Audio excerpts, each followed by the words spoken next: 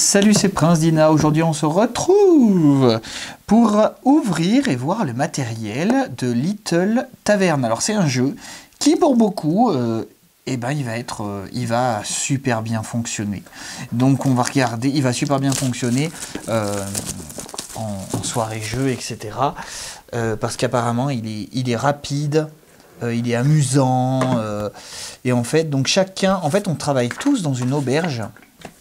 Je ne sais pas si on est censé être dans une auberge différente. En tout cas, on travaille tous dans une auberge. Donc, on a des jolies pièces, recto verso. On est tous dans une auberge et on a ces petites tables. On a chacun une table comme ça, avec 4 places. Donc, j'adore. La boîte est trop jolie. Donc là, c'est sûrement pour mettre la réserve dessous. Donc, on pioche une carte au début, donc attention, comme d'habitude, je précise que je ne suis pas là pour vous expliquer les règles, surtout un jeu aussi rapide, c'est bien, c'est surtout pour découvrir le matériel ensemble. Alors je sais que cette chaîne ne fait clairement pas de vues et intéresse peut-être personne, mais moi j'aime bien, ça me permet de aussi garder un souvenir de l'ouverture des jeux, etc. Donc nous avons des elfes, nous avons des nains, nous avons par exemple les amoureux. Les amoureux ne rapportent des points que s'ils sont 2 à la même table. D'ailleurs, nous avons 2 femmes et un homme. Je ne sais pas s'il y a d'autres hommes. Si, si. Ouais, je me demande si les couples homosexuels fonctionnent. Donc, il y a des petites phrases à chacun. Et les plus rigolos, du coup, apparemment, c'est ceux-là. C'est les fameux gens. Tous les gobelins sont des gens. Et donc, vous avez des personnages qui rapportent des points que s'ils sont à 2, donc comme les amoureux. Des personnages qui sont contents que s'ils sont, par exemple les elfes ne rapportent des points que s'ils sont entre eux. Les nains détestent, veulent absolument être avec le plus de personnes possible. Et apparemment, vous pouvez poser chez vos amis.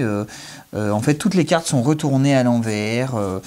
Et voilà. C'est quoi ces cartes-là? Coucou, c'est moi. Donnez un personnage de votre table ou prenez un personnage d'une autre table. Donc voilà.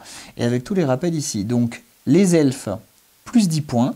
Chaque elfe rapporte une pièce par elfe sur sa table, lui compris. Les nains, plus 7 points. Chaque nain rapporte une pièce par clan, différent à sa table, son clan compris. Romantique, chaque romantique rapporte 4 pièces si au moins un autre romantique est à sa table. Donc oui, garçon ou fille, ça ne fonctionne. Gobelin, plus 8. Les gobelins ne rapportent pas de pourboire, sauf Jean-Jean, donc c'est le roi, qui rapporte 4 par gobelin à sa table, lui compris. Les sorcières, chaque sorcière rapporte 2 pièces ou plus une pièce par autre sorcière dans la taverne, pas sur sa table, ah ouais d'accord.